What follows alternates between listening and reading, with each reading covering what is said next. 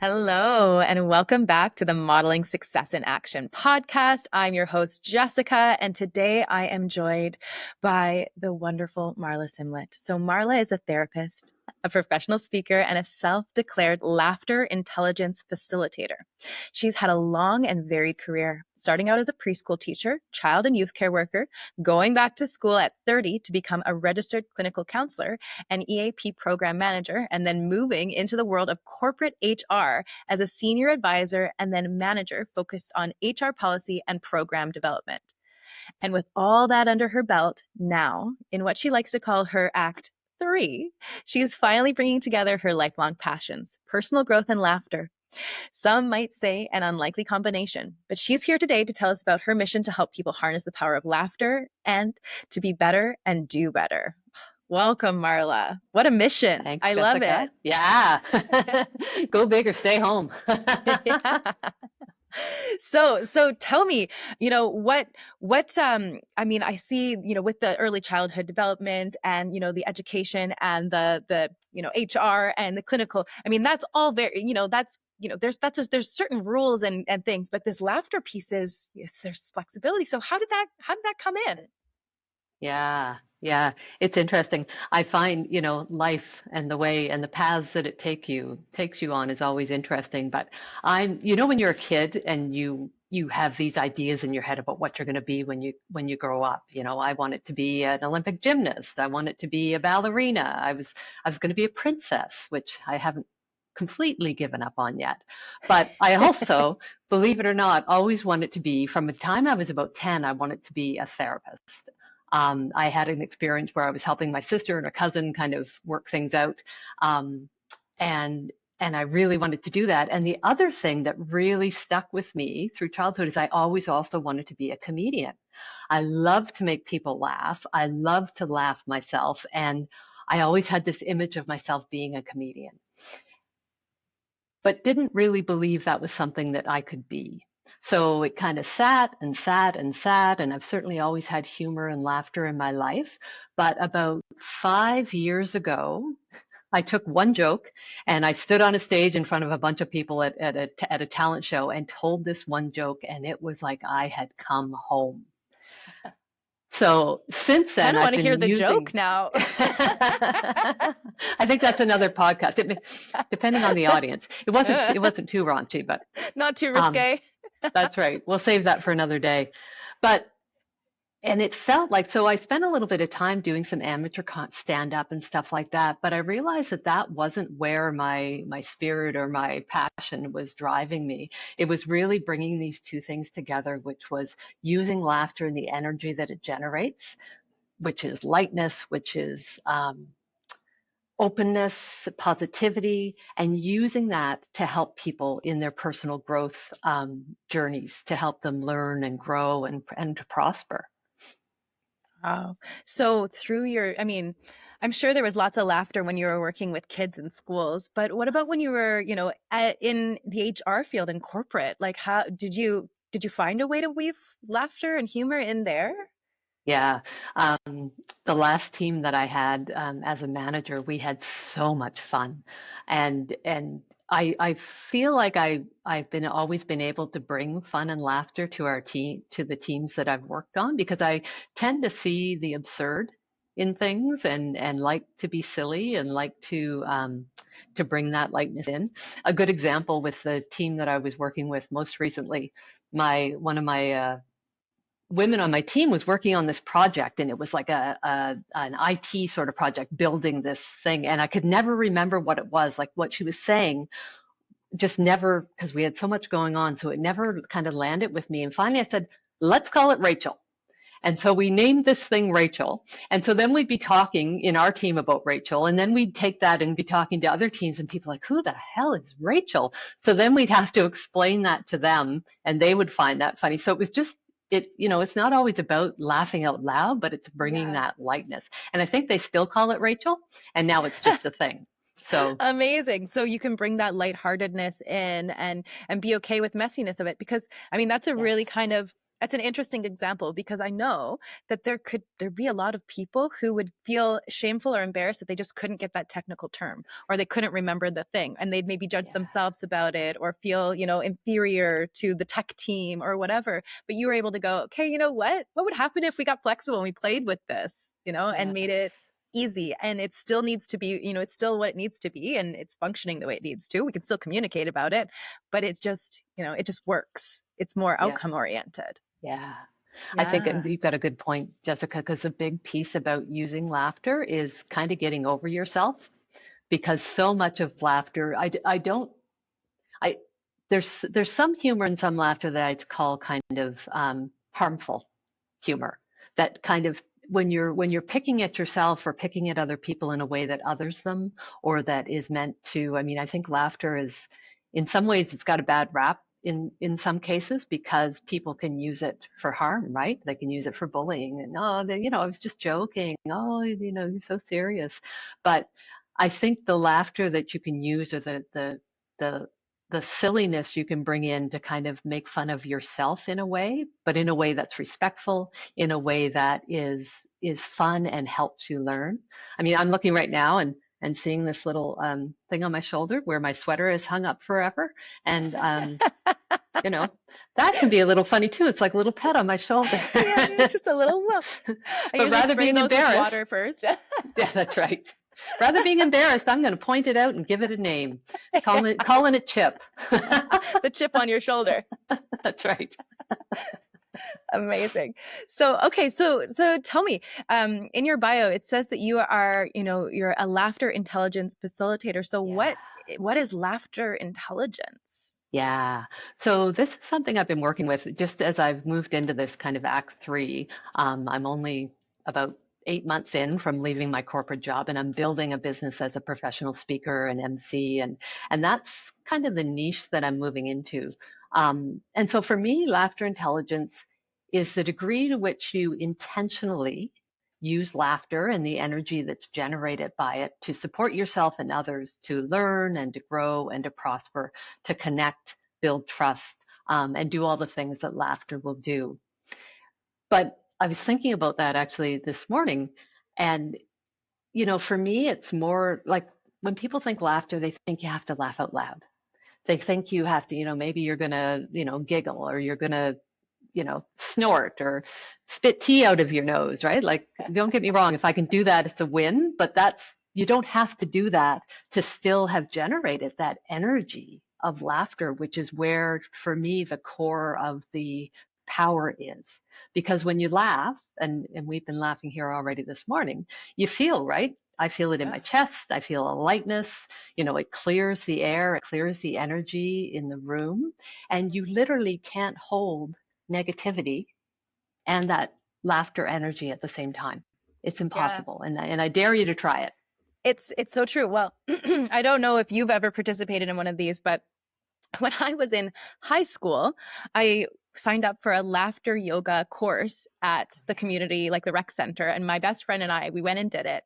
And, I think we were maybe 17 years old. We were definitely the youngest people in the room. But the whole idea of this is that you're forcing, you're faking it till you make it. You're pretending to laugh Yeah. until you are laughing. And no matter what mood, attitude, whatever had happened at school that day, or how much homework we had, or whatever we were bringing into the room, when we left, we were like all floating on cloud nine. Yeah. Just your whole body resets because of you just Yes. spent an hour laughing, just Yeah. laughing freely. It was amazing. It was Yeah. so amazing. I'm so glad that I had, exposure to that at such a young age.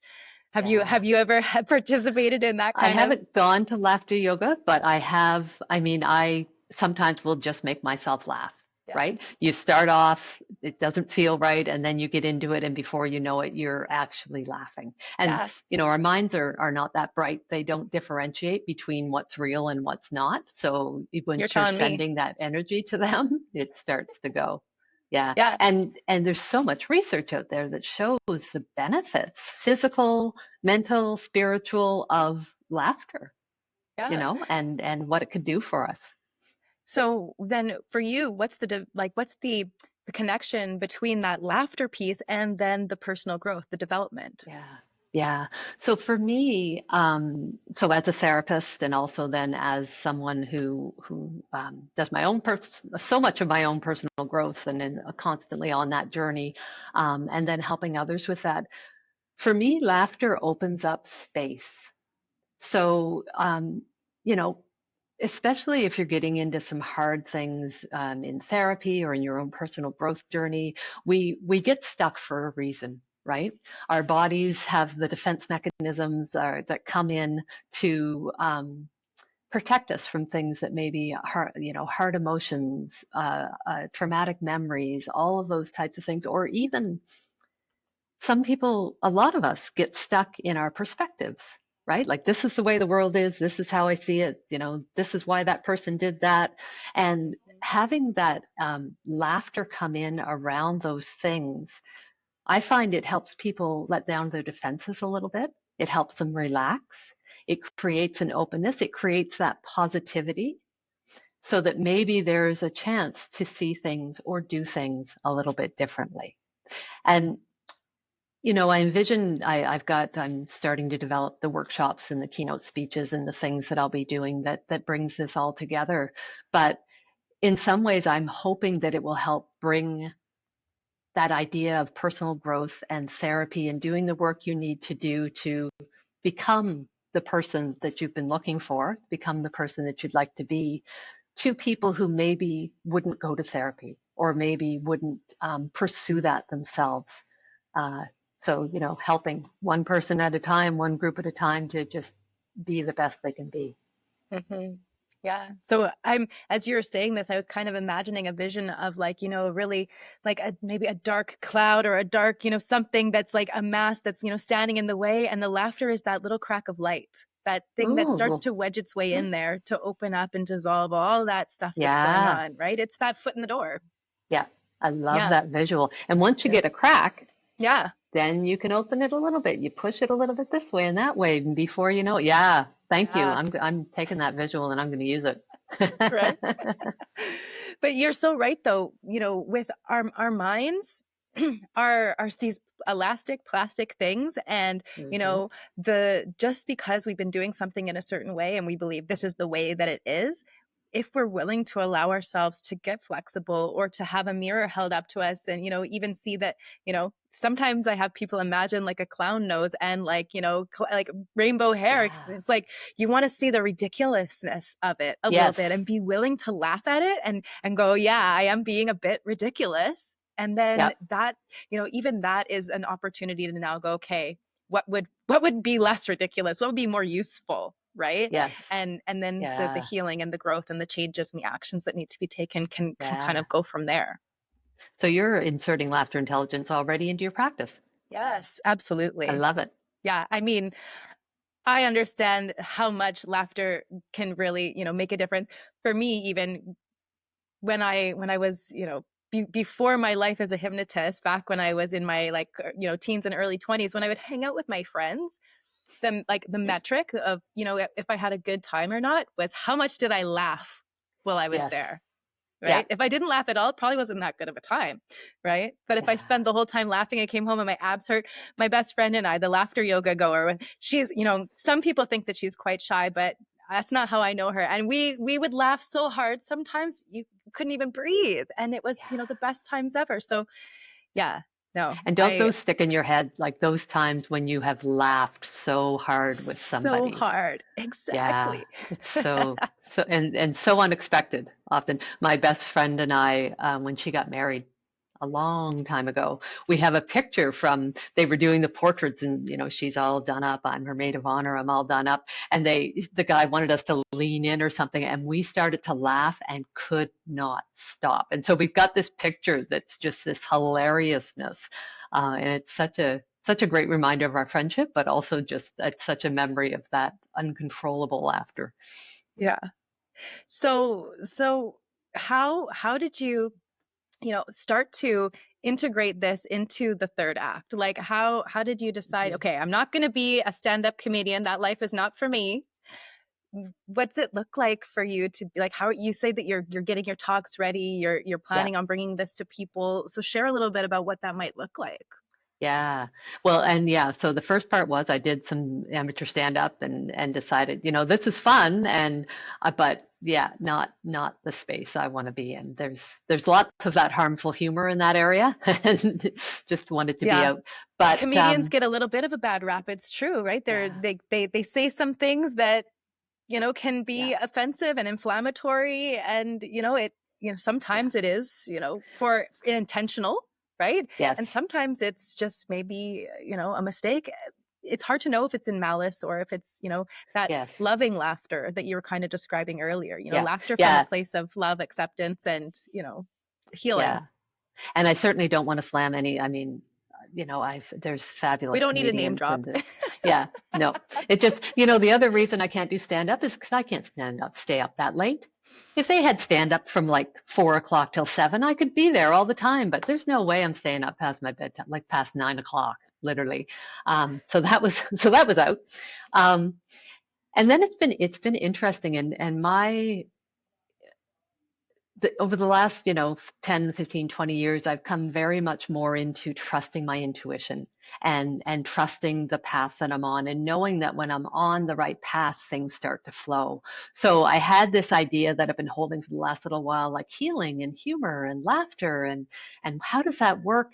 And I've been working over the past few months with a woman, a branding and marketing specialist, and through the work that we've been doing on building my brand, it's really helped me kind of solidify, this is what I believe in. These are my values. This is my mission.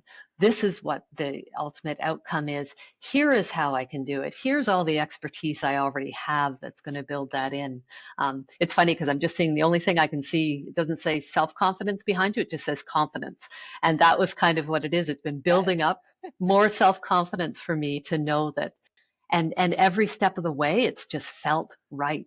So what's interesting is that I'm just starting now to solidify the what, like what is that going to look like, or the how that's going to look, but for the last couple of months I've just been brewing in and kind of percolating in the why and the what. Yeah. Well, for you to be so clear and passionate about your mission, you must be able to kind of have some evidence or, a vision of what it can do for people. So in your experience, like, have you seen what laughter can do? Like, share with us, some of the experiences of that. Yeah. Um, so certainly lots of experiences in my personal life. And um, I think the biggest one over time that I've seen is the impact that laughter and bringing it intentionally into our relationship, how that's changed the relationship that my husband and I have. Because we've learned, we've been together 18 years, and so it's a lot of time to build trust and all of those things. But we are intentionally bringing laughter in places where there's tough conversations and where there's triggers and things that we might react to in order to get ourselves out of that defensiveness. That, I mean, you probably had it in relationships or seen it, one person's triggered and they say something, this person, and pretty soon, like the walls are built up, the resentments, it's just hard to get past that. One of the first things we did was, we'd start, if one of us came home and, said something and it felt like it was going the wrong way, we would literally go beep, beep, beep, and we'd back out the door and go out, like literally out of the door of our apartment and wait for a minute. And then we'd come back in and just like, hey, how you doing? Oh, good. It's like, And reset. reset, yeah, like and making Yeah. the noise and doing the stuff. So Mhm. so I've seen lots of evidence there, but um in terms of being a therapist with my clients, I often bring laughter in where it's appropriate and where the client is open to it, to kind of, as you do, kind of shift perspectives a little bit. And one that really stands out for me was a woman, and we were working on her reluctance, like she was having trouble moving forward. And every time there'd be an idea or something that she'd think she would do, she'd get this kind of voice in her head that we ended up naming Yasmin Yabbit, because it was like, well, but yeah, but. Um, and so we did a lot of work on personifying Yasmin. I can't remember exactly. I know she had a high ponytail and stiletto shoes. She was tough. Um, and then she was able to work with this kind of persona or piece of herself in a fun way that allowed that what was basically a defense mechanism, right? Or a protector part to allow it to relax a little bit so that she could actually see what was going on. Like, okay, Yasmin's come up. Oh, Yasmin, really? Do you think I can't do that? And let me, relax a little bit. Let me look. No, you know what? I probably could do that. And so just getting that connection or disconnection between those two pieces has been Mm-hmm. really helpful.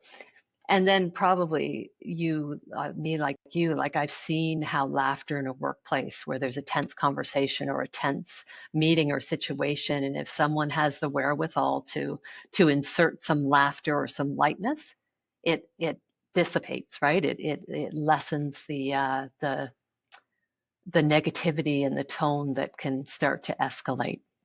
Mm-hmm. Yeah.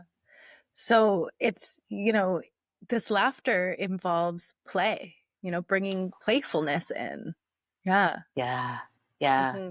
And it's amazing. That's one of the things I tell people, like when you're starting out, if you're wanting to intentionally bring laughter and that energy of laughter in, embrace the silly. Like put serious in its place and start to play more often. And for some people that's hard. It goes kind of against how they may have been brought up, how they see themselves in the world now as an adult. You tell people to bring some play and some silliness into the workplace, especially managers, and sometimes they feel like, well, if I'm silly or I'm playing a little bit, like people aren't going to take me seriously and they're not going to respect me. But I haven't found that to be true when it's coming from a place Mm-hmm. of authenticity. Um, Yeah. so yeah, if you can't play, I think there's room to figure out why not, what's stopping me, and if you can play, like do it. Life is too serious, you know. Mm-hmm. Put some But put some joy in I, there. I think you're right though. Like as adults, and especially in a corporate or business world, we have this, you know, imagination that we should be really rigid or rulesy or, a certain way of being to be coming across as professional or respectable or even intelligent, Yes. right? Yeah. I people worry, if I'm cracking jokes, they might not think that I'm smart, which is Yeah. hilarious because I feel like you have to have a quick wit in order to be funny, Yes. Yeah, right? I agree. So, yeah, so how do you, when you're working with people, like how do you get them to loosen up enough that they are willing to have some play and get past that, the old rules of needing to, have almost this corporate mask? Yeah. Um, I mean, part of it is digging in a little bit and figuring out where those blocks are, like Yeah. what the misperceptions are, or the what they believe about themselves, and then to start small and try to bring it in a little bit. I always encourage people to figure out what their authentic laughter and fun playful persona is, because you don't want to be doing something that's not you, because it's not going to feel good, it's not going to come across as good. And what I may find silly and playful, talking to dogs, I'm always saying, hey puppy, hi dog, and their owner, I've got nothing to do with them, but that I'm may with not you. feel playful to somebody else, right? So to figure out, to know themselves, and that's kind of the first piece, is that awareness. Mhm. What brings you joy? What makes you laugh? What do you think is funny? What Yeah. gives you that lightheartedness? And then how do you bring that more into your life? Mhm. I'm noticing it, time and time again with clients when I ask them, what do you do for fun? What do you like to do? What do you enjoy? And the people have no idea. They are just not a clue, right? And Yeah, it's like, wow, we really need to be making time for this intentional play, this intentional laughter. So, yeah, now, if those of us who are listening, I'm sure the people that are tuning in now are, they've come a long way and they've been, modeling what works. And so if they want to start to model, this intentional laughter, what kind of yeah. advice do you have for people who want to start to integrate this into their lives? Yeah.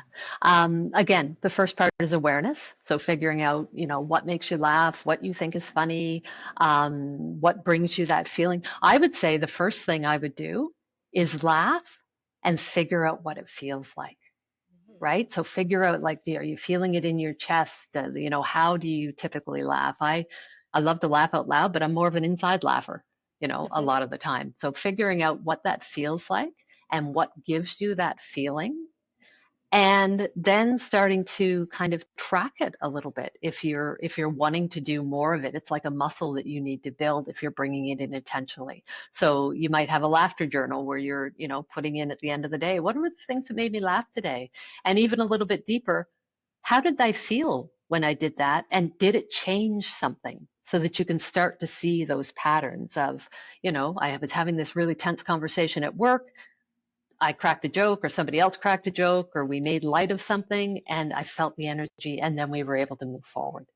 So Mhm. identifying those so you can recognize success and then repeat, because success is really just finding what works and repeating it and Mhm. shifting it a little bit. Um, and then cultivating and creating the spaces for that in your life and figuring out where you can bring it in more, being intentional about it, and recognizing that you don't have to be the one that makes everybody laugh. I often say to managers, you curate your team, you pick people and you use their skills and talents. If you have somebody on your team who's fun and brings that, have them bring it so that you can use their skills to your advantage and to the team's advantage. Oh, I love that idea of utilizing what's already available there. Yeah. Yeah. So And as it you're takes the saying this, pressure off, because some people think they need to be a stand-up comic. Like, oh my yeah, God, I need to make people right? laugh. And Yeah, yeah, right. And what if it's not your responsibility to make anyone laugh but yourself, that's right. That's right. right? I love that. Yeah. You're just entertaining yourself, right? Yeah. And that's a huge piece too, right? Like if you can Yeah. laugh, I laugh at myself all day in a good Hmm. way. Yeah. Because, it does all come down to us. And if we're going out into the world with that joy and Hmm. that joie de vivre and that comes from laughter, then people are going to want to be around us. Yeah. And that's going to give us the success that we need in whatever part of our life, right? Hmm. Relationships, work, health, Absolutely. all of it. Yeah. Why? I mean, I learned at an early age from my mom, because she was always, when she was a small business owner and single mom, and life got frustrating sometimes, and instead of getting angry or like freaking out about it, she'd be laughing. And I'm a kid and I'm watching her and I'm going, this is not a good situation. What is she laughing about? This is not funny. But she'd just be killing herself laughing, right? Yeah. And then now I do that as an adult. I remember that recently my husband and I, a couple summers ago, when we were having a really big drought. He lives on the island, and in the Comox Valley, they've got a little, it's called the Puntledge, this little river that you can float down on a tube. But it was so low because of the drought. It was so low and it was moving so slow. And it was an overcast day and they were calling for rain, but we were determined to do it. And we got in the water and, like it was like this bumpy ride and I was freezing and there was all these dried pine needles and they were getting in my bathing suit. I felt like I was wearing a diaper full of pine needles and I'm just Nice. howling, cackling. And he's got his friends with, and they're looking at me like I'm crazy. And I'm like, no, she had it right. Like this is so much more comfortable than being pissed off about what is, Yeah. right? It's Yeah. already happening anyway. Why not find the humor in it? Yeah. Find the Yeah. ridiculousness in the Yeah. challenges, right? Yeah. Yeah. Yeah. And in those situations, you've shifted from the negative to the positive, and that's the place Hmm. where opportunities and solutions and things are going to come from, right? Because you're not locked in. It just opens up Yeah. everything. It does. It really does open up everything. It gives us so many choices. And our mind is like a magnifying glass. So whatever we're focusing Yeah. on, we're going to get more of. Yeah. So if we're focusing on what we want and what's good and what's funny and the possibilities, huh, Yeah. It amazing things can expands. happen. Yeah, Yeah. seriously. Oh, so thank you so much for coming on the Thank you. podcast and joining me and sharing a laugh with me today, Marla. I really appreciate it. So, if anyone wants to get a hold of you, we're going to put all of your details in the comments below. If somebody wants to bring you in for a laughter seminar or to have them, Yeah. in their company, or even if they want to work with you one to one, we'll make sure that they Yeah. can reach out. Thank you. Thank you so much for joining me. Yeah. Thanks, Jessica. This was so much fun.